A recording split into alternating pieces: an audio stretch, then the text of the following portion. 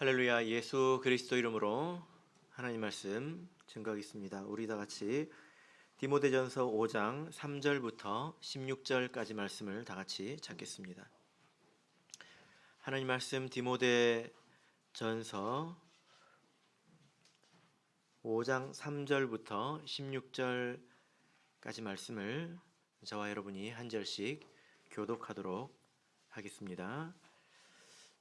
3절 참 과부인 과부를 경대하라.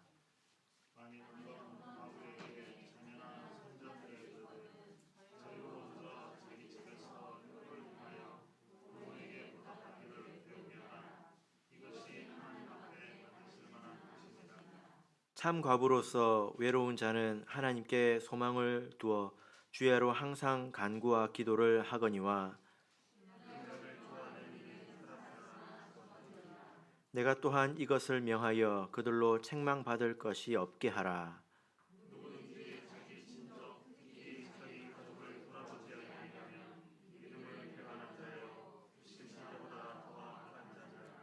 과부로 명부에 올릴 자는 나이 60이 덜 되지 아니하고 한 남편의 아내였던 자로서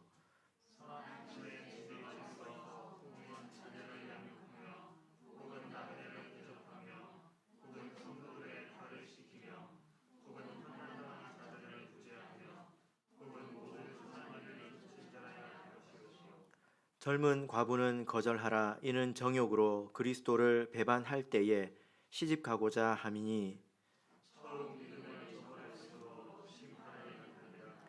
또 저희가 게으름을 익혀 집집에 돌아다니고 게으를 뿐 아니라 망령된 편론을 하며 일을 만들며 마땅히 아니할 말을 하나니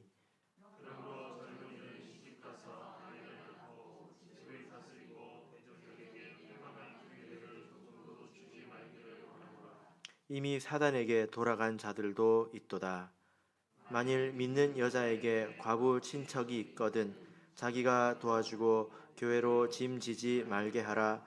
이는 참 과부를 도와주게 하려 함이니라. 아멘. 네, 오늘 이 시간은 참 과부를 경대하라 라는 제목으로 하나님 말씀을 증거하겠습니다. 우리나라가 본래 유교의 영향을 받아서 권위를 굉장히 중요시하던 그런 나라이지 않습니까? 그래서 선생님 그림자도 밟으면 안 되지 않습니까? 예. 제가 어렸을 때 이렇게 되새겨 보니까 집에 이렇게 부모님이 예를 들어 누워 있으면 그 뒤쪽으로 이제 갈 때 어디로 가느냐가 중요했던 것 같아요. 그 부모님이 누워 있으면 요즘엔 다 이렇게 좌식 생활을 하니까 의자에 앉아 계시고 그러지만 옛날에는 이렇게 방바닥에 뭐 아버지가 텔레비전 보느라고 이렇게 누워 계시기도 하지 않았습니까? 그러면 이제 저쪽으로 건너갈 때는 아버지 머리 위에도 길이 있고 아버지 다리 밑에도 길이 있어요. 그런데 어디로 가야 됩니까? 다리 밑으로 가야 돼요. 머리 위로 가면 이제 안 되죠.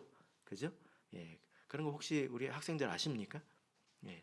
요즘은 머리 위쪽도 다리 아래쪽도 아니고 요즘은 그냥 넘어가죠. 요즘은 그냥 넘어가죠. 비켜 좀 하면서 넘어가는 시대가 되어버렸습니다.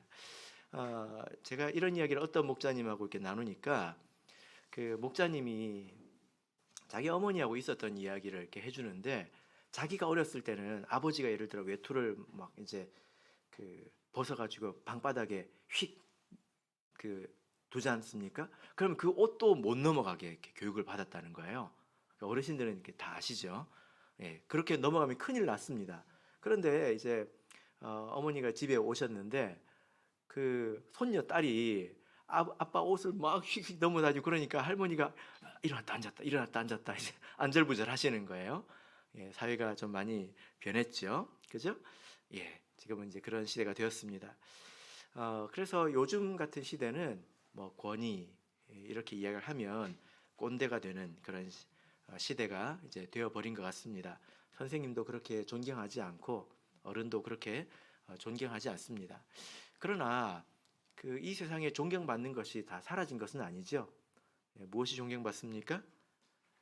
예, 돈을 가지고 또 권력을 가지고 이런 사람들이 존경받는 시대가 된 것 같습니다. 그래서 어느 사회든지 어떤 사람들이 존경받고 또 존중받느냐, 이것을 보면 그 사회가 어떤 사회인지를 우리가 생각해 볼 수가 있죠. 교회도 마찬가지입니다. 우리 교회 안에서 어떤 사람이 인정받고 존경받는가, 이것을 보면 그 교회의 수준을 우리가 알 수 있습니다. 자, 그래서 오늘 본문을 보시면 바울 사도가 디모데에게 명령을 하고 있지 않습니까? 3절을 보시면 참 과부인 과부를 경대하라, 이렇게 말씀하고 있습니다. 여기서 이 과부는 60 이상, 뭐 2000년 전이니까 상당히 노년에 해당합니다. 그리고 17절을 보실까요? 17절을 보시면 잘 다스리는 장로들을 배나 존경할 자로 알되, 이렇게 말하고 있죠. 그러니까 지금 어떤 말씀을 계속 하고 있습니까? 이런 사람들을 존중하라, 이런 사람들을 존경하라, 그런 교회가 되어야 된다. 지금 이 말씀을 계속 하고 있는 거죠. 그죠? 그래서 우리가 오늘 본문을 읽을 때 과부를 어떻게 구제할 것이냐, 이렇게 생각하고 읽으면 이 말씀을 다 이해한 것이 아니죠. 과부를 경대하라, 이렇게 말하고 있습니다. 경대라고 하는 것은 공경하고 존경한다 라는 의미예요. 그래서 이 경대하다, 이런 표현을 성경에서 찾아보면 하나님에게 씁니다. 하나님을 공경하다, 또 혹은 내 부모를 공경하라 할 때 이 단어가 쓰입니다. 그리고 왕을 공경하라는 표현이 또 이제 나옵니다. 그러니까 이것은 우리가 아는 부모를 공경하고 하나님을 공경하고 그 표현입니다. 그래서 지금 성경에서 우리가 읽은 표현이 뭐죠? 참 과부를 공경하라, 이것입니다. 그냥 구제하라, 이게 아니라 공경하라, 이것입니다. 그죠? 예. 그러니까 핵심은 이 어떤 맥락이 있냐면, 이런 사람이 존경받는 교회가 되어야 된다. 그 중에 첫 번째가 누구입니까? 참 과부, 이런 사람이 존경받는 교회가 되어야 된다라는 거죠. 예를 들어서 여러분, 뭐 이런 교회도 있을 수 있지 않습니까? 비싼 옷 입고 오고 좋은 차 몰고 오고, 또 세상에 뭐 좀 명예가 있는 사람이 교회 오면 모세의 기적처럼 길이 쫙 열리고 사람들이 인사하고, 만약에 그런 교회라면 영적으로는 그렇게 아름다운 교회는 아니죠. 신앙적으로. 그죠? 예. 자, 그래서 오늘 이 본문의 말씀을 통해서 이 참 과부는 어떤 사람인지, 교회가 존경해야 될, 마땅히 존경받을 만한 사람은 어떤 사람인지, 그리고 또 이 참 과부를 어떻게 경대해야 하는 건지 우리가 살펴보도록 하겠습니다. 그래서 내용이 좀 길기 때문에 2시간에 좀 걸쳐서 오늘은 이 참 과부를 어떻게 경대하라고 말하고 있는지를 먼저 살펴보도록 하겠습니다. 자, 그러면 우리 4절을 먼저 읽어보도록 하겠습니다. 4절 읽겠습니다. 시작. 만일 어떤 과부에게 자녀나 손자들이 있거든 저희로 먼저 자기 집에서 효를 행하여 부모에게 보답하기를 배우게 하라. 이것이 하나님 앞에 받으실 만한 것이니라. 예. 자, 참 과부를 경대하라, 이 말 속에 가장 첫 번째 내용이 이 4절의 말씀인데요. 만약 이 과부에게 자녀나 또 손녀가 있다면 그들로 먼저 과부를 섬기게 하라, 뭐 이런 말씀이죠. 그죠? 예. 여기는 두 가지 이유가 있는데요. 성경을 전체적으로 보자면 또 우리가 상식적으로도 이렇게 생각할 수 있습니다. 교회를 통해서 부양을 받는 것보다 자녀를 통해서 부양받는 것이 훨씬 더 복되고 아름답습니다. 이것이 상식이죠. 여러분들께서도 선택하라고 하면 교회를 통해서 부양받는 삶을 살고 싶으십니까? 아니면 자녀를 통해서 부양받고 싶으십니까? 물어보면 너무나 뻔한 질문이잖아요. 성경 안에서 보면 이 자녀에게 그 부양받는 것은 참 복된 것으로 나옵니다. 창세기 46장을 보실까요? 창세기 46장 4절입니다.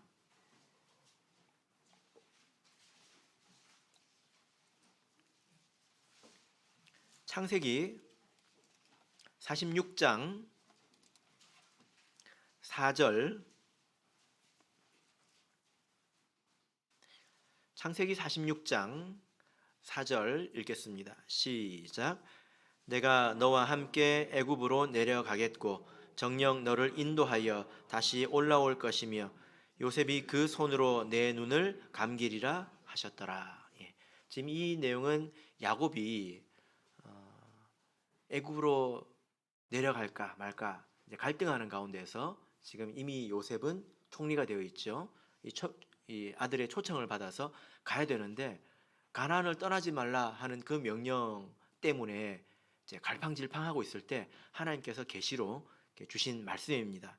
그래서 내려가기를 이제 두려워하지 마라. 내가 너와 함께 하겠다. 거기서 어떻게 됩니까? 이 아들의 부양을 받고 최후의 아들이 네 눈을 감기리라. 임종을 자녀의 품에서 맞이하는 것. 이것이 하나님께서 야곱에게 허락한 형통이죠. 그죠? 예. 그래서 이것이 하나님의 그 축복이라는 것입니다. 그렇기 때문에 교회를 통해서보다 자녀에게 부양받는 것이 더 복되고 아름답다는 것입니다. 그리고 오늘 본문 16절을 보시면 본문 16절을 다시 한번 보실까요? 디모데전서 5장 16절을 보면 만일 믿는 여자에게 과부 친척이 있거든 자기가 도와주고 교회로 짐지지 말게 하라. 이는 참 과부를 도와주게 하려 함이니라. 이 말씀은 이렇게 해야 교회가 진짜 도움이 필요한 참 과부를 도울 수 있다는 것입니다. 만약에 지금 이때 당시에 교회는 재정적으로 넉넉하지가 않죠. 그렇기 때문에 한계가 있다는 것입니다. 그래서 각자 짐을 질 만큼 저 주어야 교회가 정말로 도울 사람을 도울 수 있다라는 것입니다. 자, 그래서 우리가 오늘 이 4절을 조금 더 구체적으로 볼 필요가 있는데요. 자, 4절을 다시 한번 읽어보겠습니다. 그럼 자녀에게 무엇을 하라고 했는지 다시 한번 읽어보겠습니다. 시작. 만일 어떤 과부에게 자녀나 손자들이 있거든 저희로 먼저 자기 집에서 효를 행하여 부모에게 보답하기를 배우게 하라. 이것이 하나님 앞에 받으실 만한 것이니라. 예. 지금 바울 사도가 디모데에게 지금 지시하고 있는데요. 지시하고 있는 핵심이 뭐냐면 이 자녀나 손자가 배우게 하라 이것입니다. 배우게 하라. 예. 배운다는 것은 무슨 말입니까? 내가 할 수 있다는 것입니까? 할 수 없다는 것입니까? 안다는 것입니까? 모른다는 것입니까? 모른다는 거잖아요. 그죠? 내가 잘 못한다는 것입니다. 그래서 이 배우게 하라라는 이 말은 잘 못한다는 뜻이에요. 잘 알지 못한다는 것입니다. 그렇기 때문에 이렇게 실천하는 것으로 인해서 배우게 하라 이런 뜻입니다. 그러니까 여기서 이 부모나 이제 조모를 섬기는 것은 쉬운 일이라는 뜻이에요. 어려운 일이라는 뜻이에요. 이 배우게 하라는 말 속에서 이것은 어려운 일이다 이런 것을 우리가 알 수 있습니다. 만약에 누구나 할 수 있으면 쉬운 일이면 이렇게 말씀하시지 않죠. 그죠? 그래서 자녀나 손자가 배우게 해야 합니다. 무엇을 배우게 해야 합니까? 자, 이 말씀을 보십시오. 두 가지를 배우게 해야 합니다. 무엇을 배워야 될까요? 첫 번째는 자기 집에서 효를 행하는 것을 배우게 해야 합니다. 두 번째는 부모에게 보답하기를 배우게 해야 합니다. 원문을 통해서 보면 이것이 아주 명백하게 이렇게 딱 두 개로 나눠져 있습니다. 첫 번째가 무엇입니까? 자기 집에서 효를 행하는 것을 배우게 해야 합니다. 두 번째는 부모에게 보답하는 것을 배우게 해야 합니다. 이것이 이 말씀을 그대로 우리가 읽은 것입니다. 그러니까 바울 사도가 디모데에게 뭐라고 지시하고 있습니까? 디모데야, 너는 너희 교회에 있는 자녀나 손자들이 배울 수 있도록 해라. 배우게 해야 한다. 무엇을 배우게 해야 됩니까? 자기 집에서 효를 행하는 것을 배우게 해야 한다. 그리고 부모에게 보답하는 것을 배우게 해야 한다. 이렇게 말씀하고 있는 것입니다. 그죠? 이것이 이 말씀을 우리가 있는 그대로 읽은 것입니다. 자, 우리가 이 표현이 좀 중요한 표현이지 않습니까? 먼저 이 자기 집에서 효를 행하다. 이 말씀은 우리가 잘 이해가 될 텐데요. 그 원문을 보면 이게 좀 흥미로운 표현인데요. 원문을 보면 직역을 하면 이렇습니다. 있는 그대로 번역을 하면 자기 집을 경외하는 것을 배우게 해라. 이렇게 되어 있습니다. 자기 집을 경외하는 것을 배우게 하라. 그래서 이 원문이 이렇기 때문에 여러 역본에서 조금 다르게 번역을 하고 의역을 하고 있는데요. 자기 집을 경외하다. 이게 무슨 말입니까? 여러분은 자기 집을 경외하십니까? 예. 그래서 우리가 도대체 이게 무슨 말이냐? 이것을 이렇게 알려면 성경에서 자기 집이 무엇인지를 찾아봐야 합니다. 성경에서 자기 집을 한글 성경으로 신약 성경에 찾아보면 총 16번이 나옵니다. 찾아보기가 그렇게 뭐 많지는 않죠? 그죠? 16구절만 찾아보면 되니까. 그런데 원문으로 자기 집을 검색해 보면 감사하게도 4번밖에 안 나옵니다. 4분의 1로 줄었잖아요. 이것만 찾아보면 되니까 이 자기 집을 원문으로 찾아보면 4번밖에 안 나오는데 너무 감사하게도 이 4번이 전부 디모데 전서에 나옵니다. 그러니까 이 디모데 전서 안에서 자기 집이라는 표현은 특별한 의미로 좀 쓰이고 있다는 거예요. 어디에 나올까요? 3장에 나옵니다. 3장 4절을 보실까요? 자, 그래서 이 자기 집이 뭘 의미하는지 한번 보시길 바랍니다. 3장 4절, 5절 읽어보겠습니다. 시작. 자기 집을 잘 다스려 자녀들로 모든 단정함으로 복종케 하는 자라야 할지며 사람이 자기 집을 다스릴 줄 알지 못하면 어찌 하나님의 교회를 돌아보리요. 12절을 읽어보겠습니다. 12절 읽겠습니다. 시작. 집사들은 한 아내의 남편이 되어 자녀와 자기 집을 잘 다스리는 자일지니. 자, 여기 보니까 자기 집을 잘 다스려라 이런 말씀이 나오죠. 우리가 이거는 이해하기가 뭐 크게 어렵지 않습니다. 자기 집을 다스린다 할 때 그 벽이나 뭐 문이나 뭐 이제 마당이나 이런 걸 잘 다스린다는 뜻은 아니죠. 무엇을 말하는 것입니까? 한 가족을 말하는 것입니다. 한 집에 사는 가족을 말합니다. 그래서 이 5장 4절에서 자기 집을 경외하라 할 때는 당연히 이 말은 과부를 말하죠. 자기 어머니나 할머니를 말하지 않습니까? 근데 그 사람이 어디에 있다는 뜻입니까? 자기 집에 있다는 뜻이에요. 집에 있어야 된다는 뜻입니다. 집에. 그래서 이 말씀은 과부가 자기 집에서 살게 하는 것을 전제해서 하시는 말씀이라는 거예요. 이해되십니까? 한 가족이어야 된다는 거예요.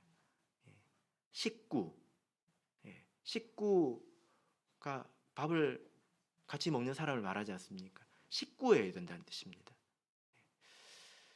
자, 요한복음 19장을 보겠습니다. 요한복음 19장 27절을 찾아보겠습니다. 요한복음 19장 27절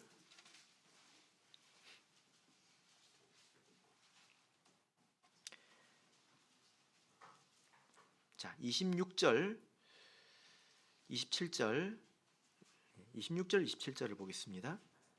26절 27절 읽겠습니다. 시작.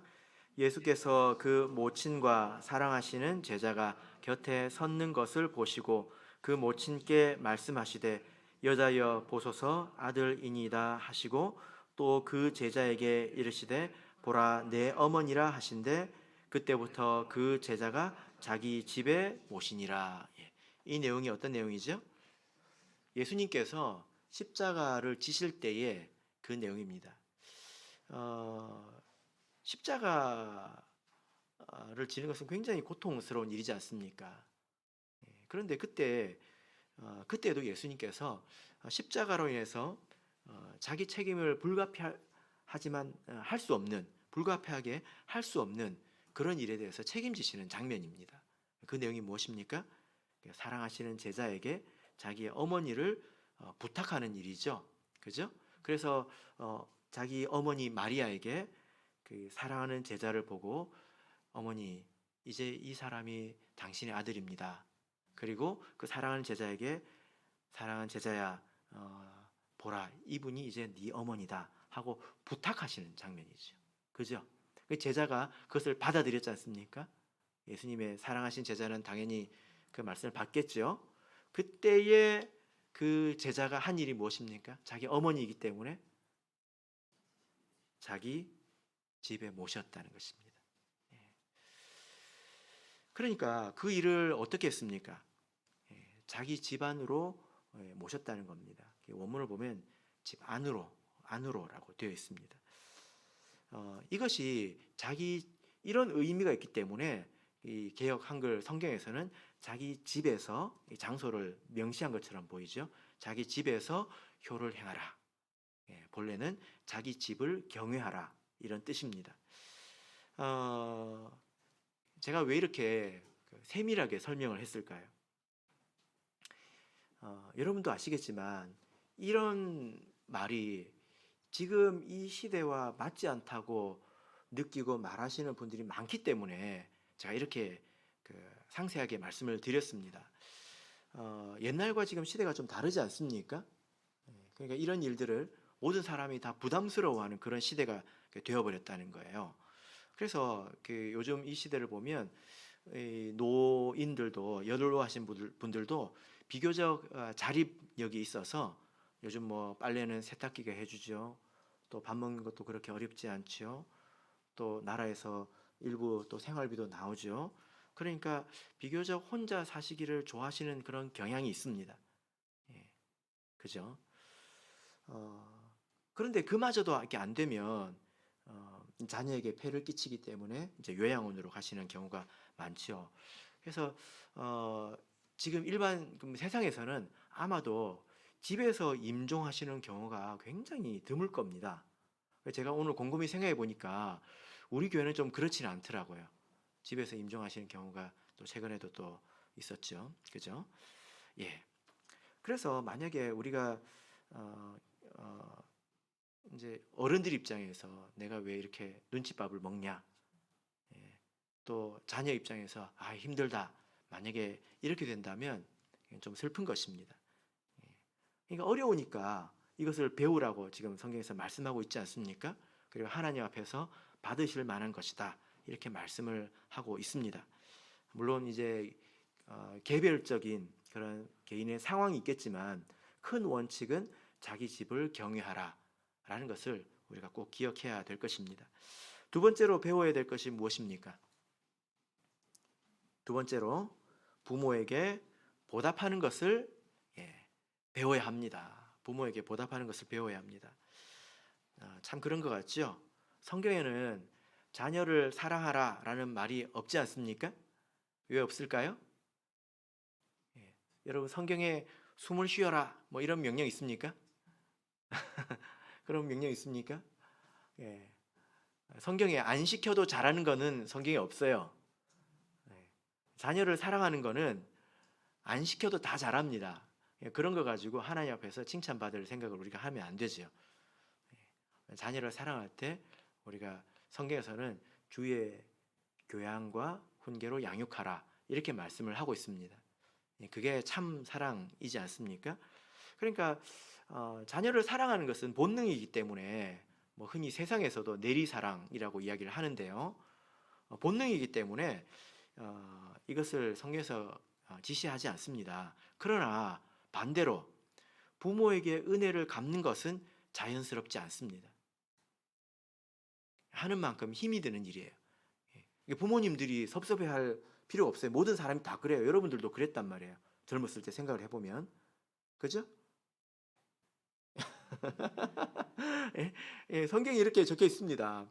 왜 배우게 하라고 했냐? 이게 자연스럽지 않기 때문이에요.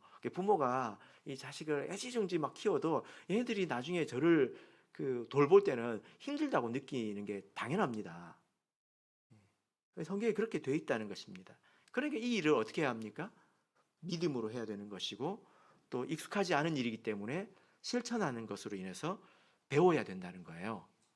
이것도 하면 할수록 실력이 느는 것이고 익혀지는 것이고 배워지는 것이다 라는 말입니다. 그러니까 여러분 오늘 이 말씀을 보면 바울 사도가 이 목회자 디모데에게 참 과부를 경대하라, 이것은 이런 사람이 존경받는 교회가 되어야 된다, 이런 말씀인데, 그를 위해서 가장 먼저 해야 될 일이 무엇입니까?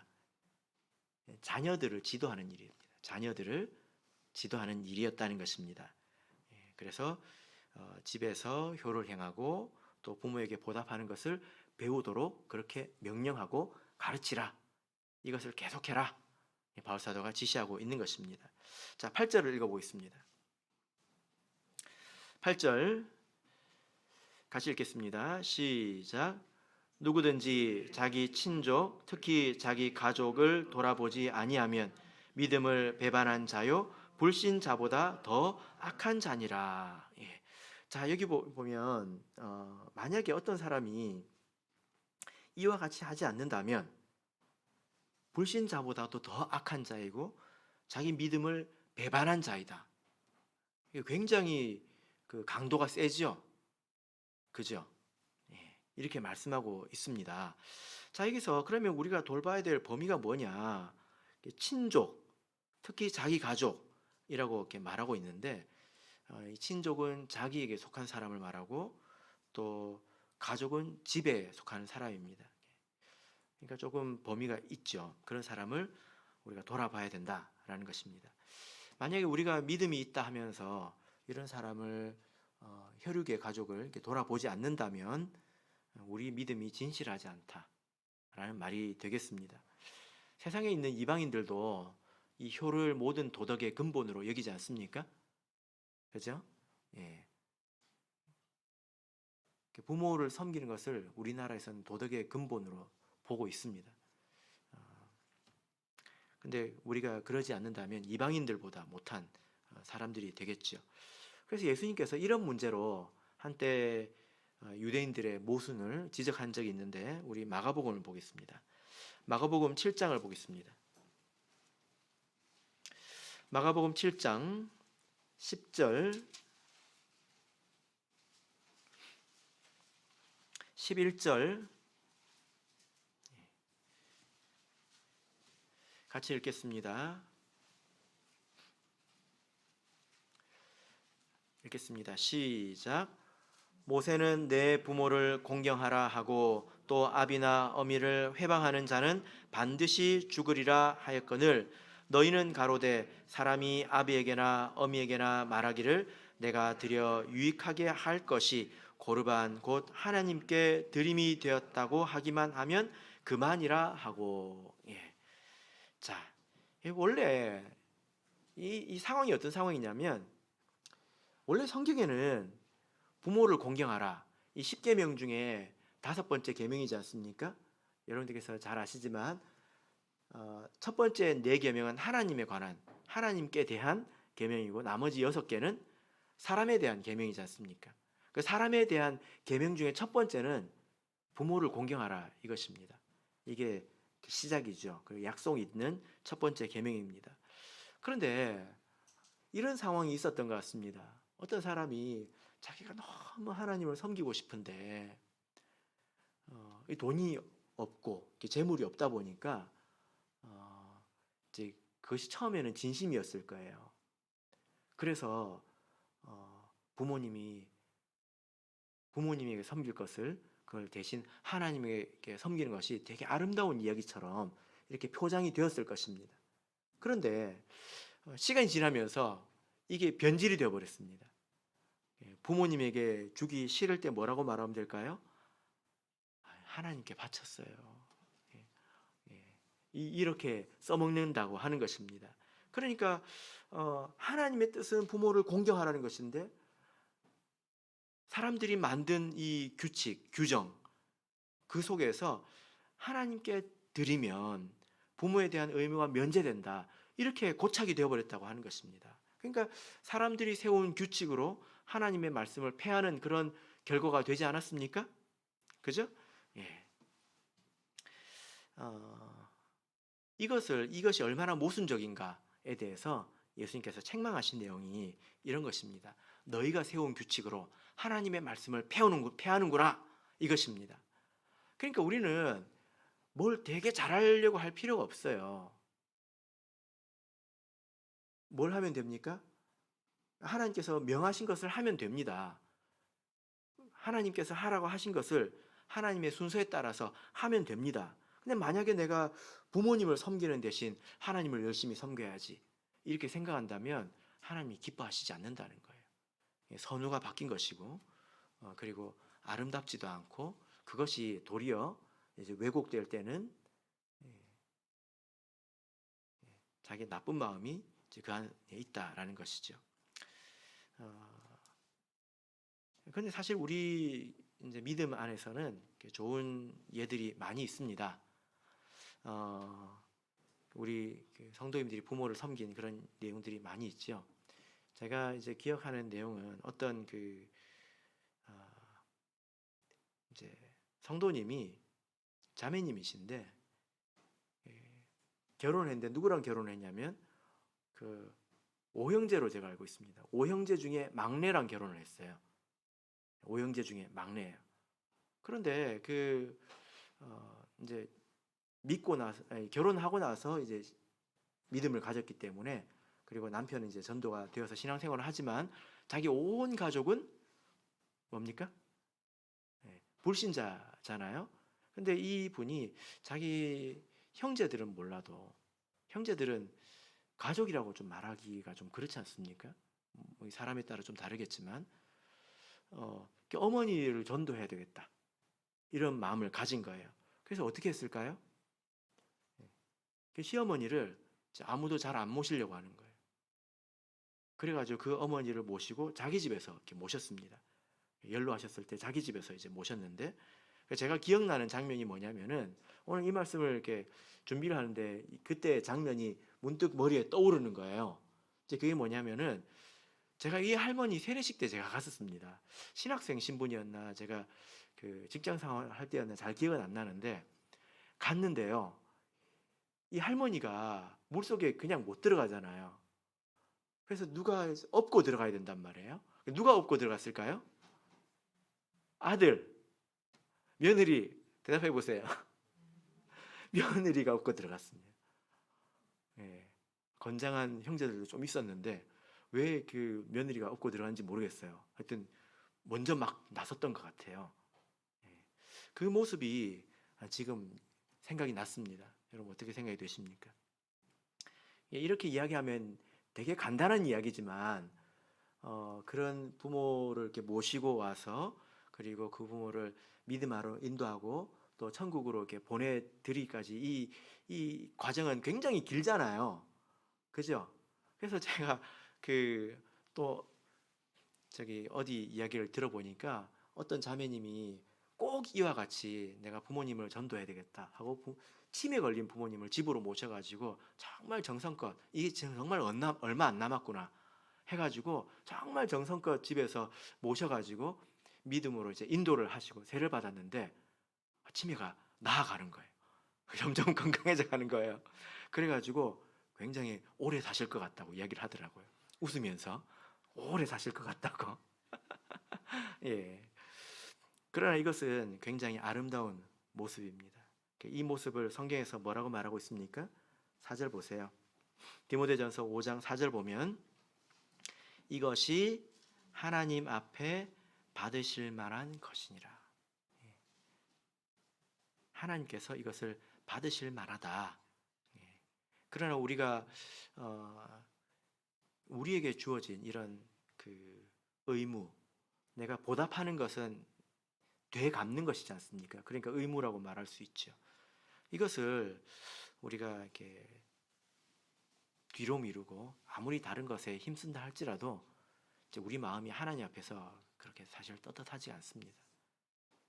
우리가 말씀을 있는 그대로 우리가 본다면 우리가 말씀을 이렇게 바라볼 수가 있다는 거예요. 그래서 참 과부를 경대하라, 그들이 존중받게 하라 할 때 디모데는 그 참 과부를 대상으로 일을 하는 것이 아니라 자녀들을 대상으로 디모데는 가르쳐야 했다는 거예요. 이것이 가장 첫 번째 해야 될 것입니다. 자, 9절을 읽겠습니다. 디모데전서 5장 9절 읽겠습니다. 시작. 과부로 명부에 올릴 자는 나이 60이 덜 되지 아니하고 한 남편의 아내였던 자로서. 예. 자, 여기 보면 이제 오늘 본문을 보면 이렇게 그 자녀나 또 손자들로 부양이 되지 않는 경우에 대해서 이제 명부를 작성하라 이렇게 말씀을 하고 있는데요. 마치 이 내용은 예수께서 자기 모친을 사랑하는 제자에게 맡기신 것과 같은 그런 상황이죠. 불가피한 그런 상황에서는 교회가 이것에 대해서 짐을 질 줄 알아야 합니다. 그래서 여기서 구체적으로 명부까지 작성을 해서 일을 하라고 지침을 주는 것을 볼 수 있는데요.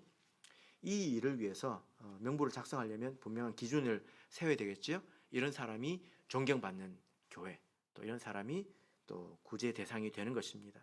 이 기준에 대해서는 다음 시간에 말씀을 드릴게요.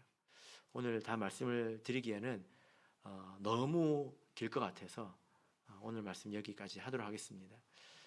붙여서 하면 너무 길 것 같고 나눠서 하면 너무 짧을 것 같아서 우리 성도님들이 뭘 좋아하실까 생각해 보니까 답이 자명하더라고요.